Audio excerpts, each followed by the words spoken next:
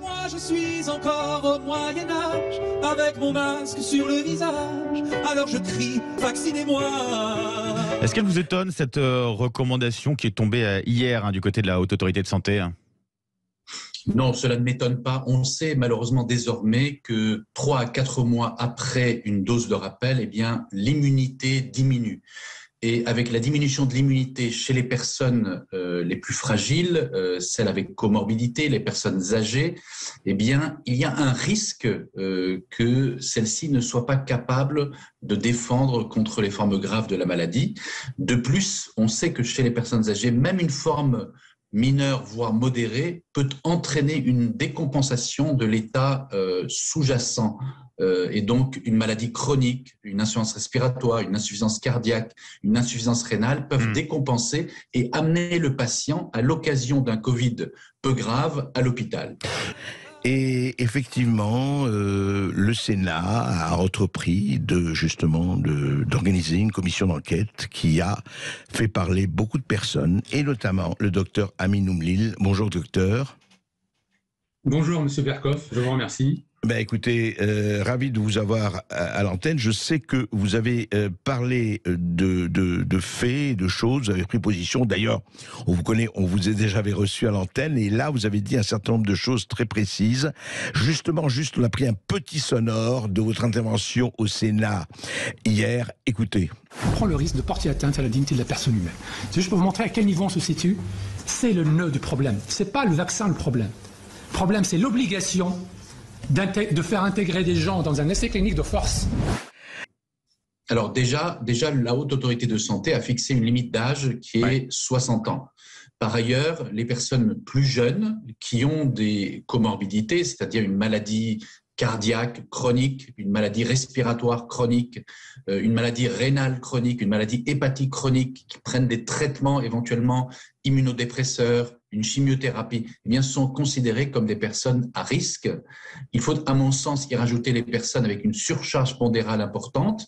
Eh bien, toutes ces personnes, on leur recommande de faire une dose de rappel, ce d'autant plus que cette dose de rappel a été très bien tolérée. Alors, docteur Oumlil, je vais d'abord évidemment me faire l'avocat d'un certain nombre de gens qui disent « mais enfin, c'est pas possible, ça suffit de considérer qu'il y a trop d'effets secondaires, il n'y en a pas assez, il y a 3 à 4 milliards de personnes qui ont été vaccinées déjà depuis plus d'1 an, et vous prenez quelques effets secondaires ou indésirables et vous en faites une généralité. » Je ne parle pas seulement de vous, docteur Oumlil, c'est toute la querelle, la vraie polémique, et une vraie polémique qui oppose les uns et les autres. Alors, quand on parle de ça, au fond, et puis ce n'est pas par hasard que le Sénat a organisé une commission d'enquête, parce que ça devient de plus en plus important, ce qu'on signale un peu partout dans le monde. La question que vous soulevez, on prend quelques effets indésirables et on ne généralise pas. Ouais.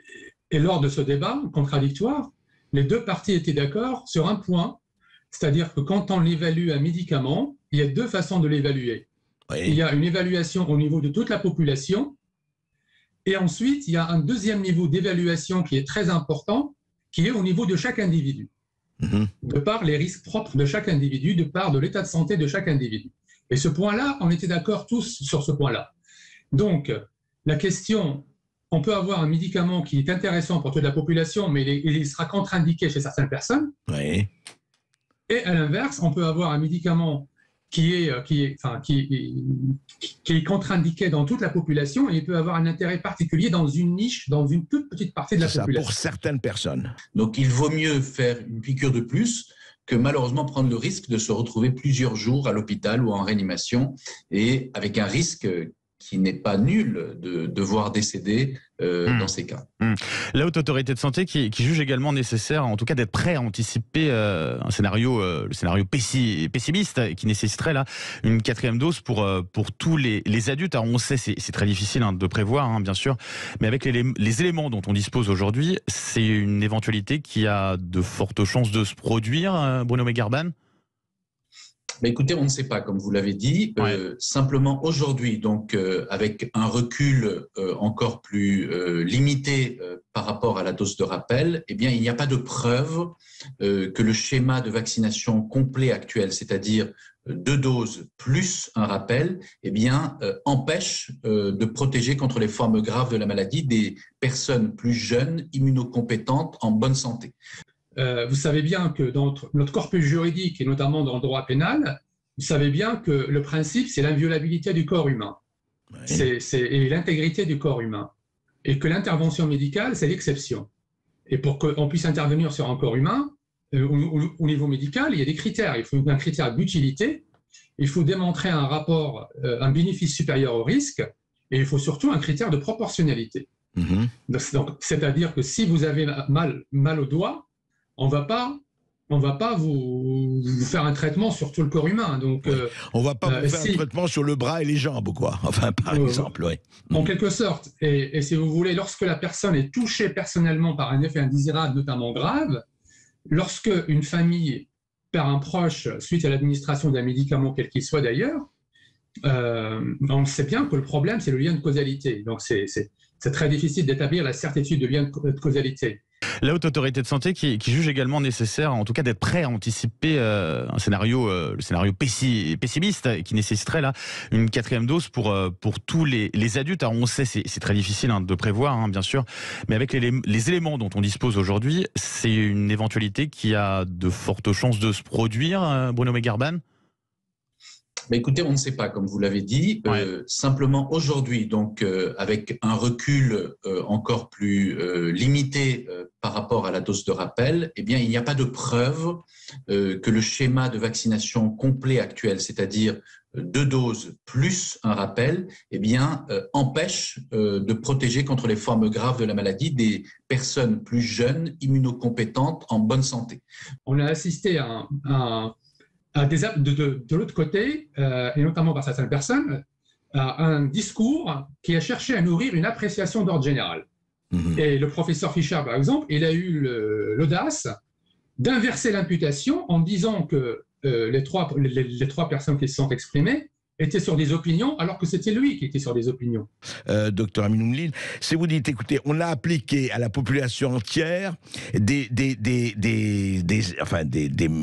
des vaccins ou des médicaments, etc., qui auraient dû s'appliquer à ceux qui sont véritablement touchés et dont on sait qu'ils sont touchés. Est-ce que c'est un peu ça?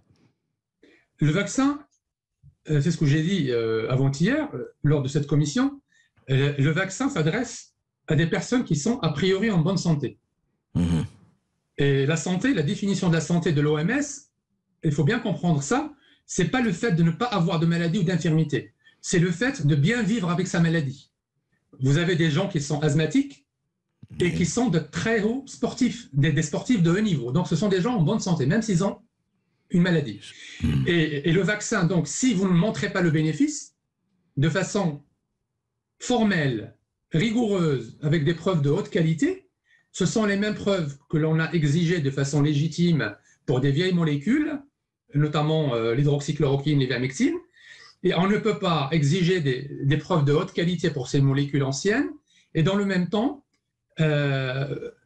généraliser l'administration d'un vaccin qui est toujours en essai clinique. Je vous rappelle que dans les données officielles, pour le vaccin du laboratoire Pfizer, par exemple, les agences européennes et nationales attendent des preuves complémentaires sur le bénéfice, sur le risque, sur la composition même du vaccin, et qu'ils attendent 2 rapports, un pour décembre 2023 et un pour juillet 2024.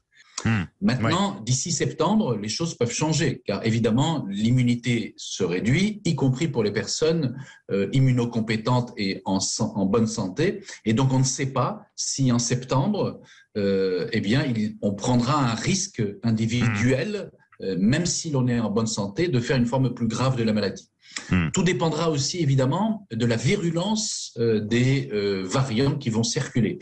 Donc, c'était prévu, ces rapports étaient prévus, vous voulez dire, c'est en expérimentation, ça devait être en expérimentation jusqu'à 2023-2024. C'est exactement ça. Le fait d'injecter le responsable de la task force vaccination nous a dit qu'il y a eu tant de millions de personnes injectées. Ce n'est pas le critère. Évaluer un médicament ne se fait pas sur le nombre d'injections. C'est la durée de suivi. C'est la durée du suivi qui est importante. C'est la mesure de l'effet.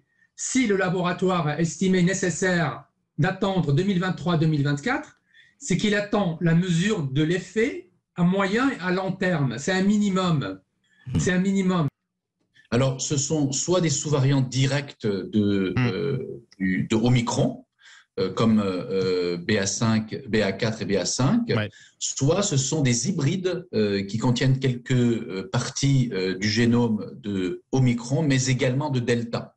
Donc cela peut-être pourrait être un tout petit peu plus dangereux. En tout cas, aujourd'hui, avec l'immunité acquise à la suite de cette vaccination, nous sommes protégés contre les formes graves de tous ces variants-là.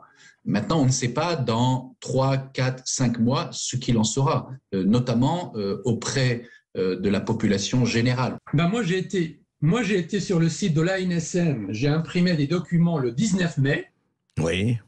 Le 19 mai 2022, sur le site de l'ANSM, le nombre de doses d'injection qui est précisé sur le site, et s'arrête à 2 doses. Jusqu'à aujourd'hui. L'autorisation de mise, Ah ouais. l'autorisation de mise, De mise à la... Oui. de mise sur le marché conditionnel d'urgence, Oui. elle a établi un schéma vaccinal à 2 injections. Mhm. Et le laboratoire, il a rajouté une phrase, pour quelques cas, au cas par cas, on peut aller jusqu'à 3, mais les preuves d'évaluation chez l'être humain, ce qu'on appelle l'évaluation clinique, eh bien, on est toujours en attente de ces preuves. Donc, je ne sais pas comment ils font pour proposer 3e et 4e. Et si vous allez voir même la note d'alerte du conseil scientifique lui-même, qui date du 20 août 2021, Oui. il avait dit que pour la 3e dose, on n'a pas de preuves, on n'a pas de preuves d'efficacité du rapport bénéfice-risque favorable. Oui. Et je vais vous faire remarquer qu'hier, il y a une question qui est restée sans réponse sur les compositions du vaccin. Moi, j'ai toujours pas compris, j'ai pas eu ma réponse. Comment on peut mettre sur le marché un vaccin dont la composition n'est pas complètement maîtrisée? On sait probablement que pour les personnes âgées, fragiles, immunodéprimées, le risque existera de formes graves. Car c'est ce qu'on a vécu en début d'année avec les variants BA1 et BA2. Les réinfections chez certaines personnes fragiles les ont conduits en réanimation et malheureusement les ont exposés au risque de décès. Et donc la directrice de l'Agence nationale de sécurité du médicament m'a répondu que la composition initiale est toujours là. J'ai les 3 compositions actuellement disponibles que j'ai imprimées du site de l'ANSM.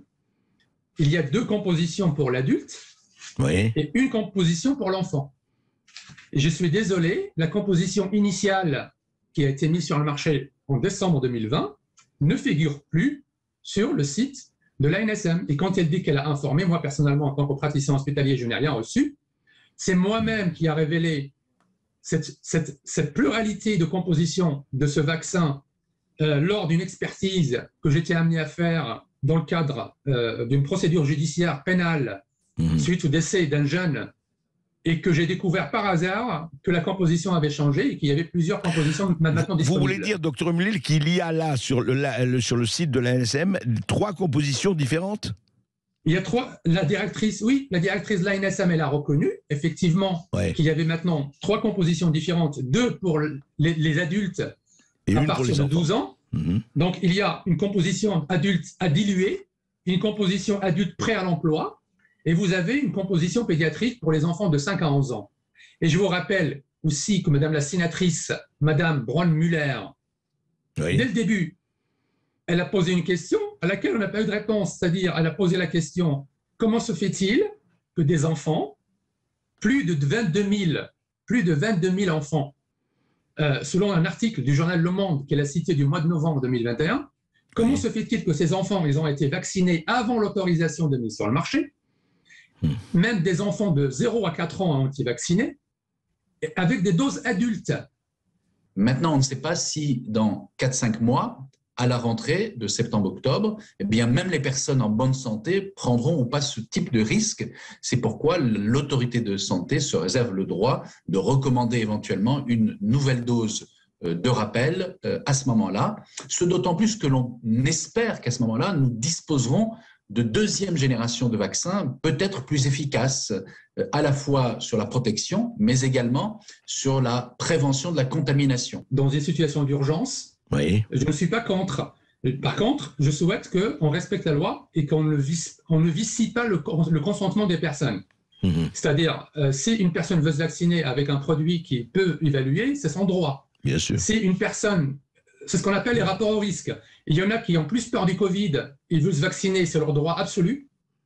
Et il y a des personnes qui ont plus peur du vaccin, ils ne veulent pas se vacciner, il faut respecter leurs droits. Donc c'est l'obligation qui cause problème, si vous voulez. C'est ça. Et l'information, le nœud du problème, le nœud du litige, c'est l'information. Et moi, j'étais surpris d'apprendre que les affiches publicitaires qui ont été utilisées, qui diffusent un message qui est complètement contraire à la loi et aux critères requis par le Code de santé publique en matière d'information, j'étais étonné d'entendre le représentant de la Task Force Vaccination le dire qu'il a fait de l'humour.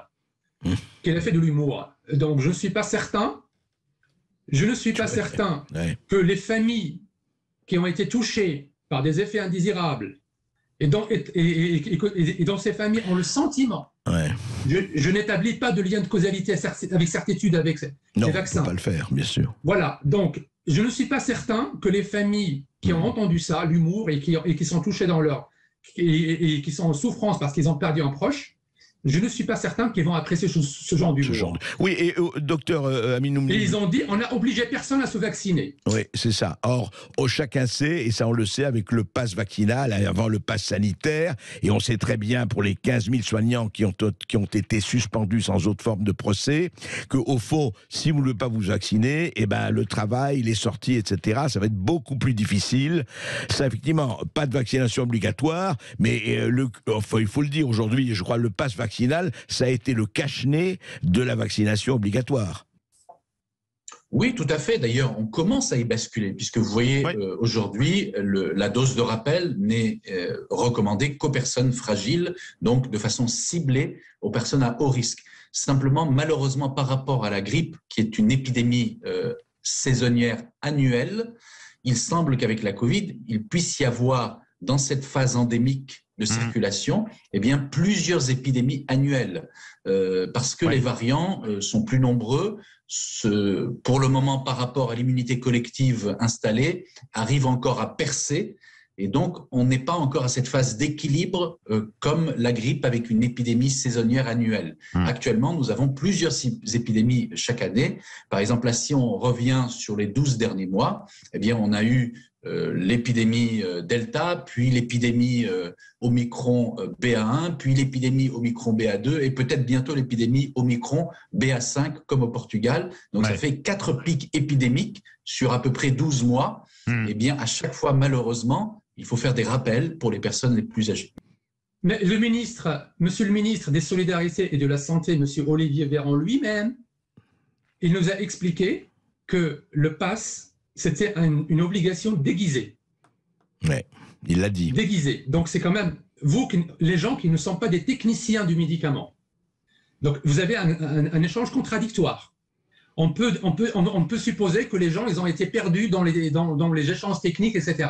Bien sûr. Et là, vous avez un élément que tout le monde peut comprendre, que tout le monde a vécu dans sa vie quotidienne, pour manger un sandwich, les plages dynamiques, tout ce que vous voulez.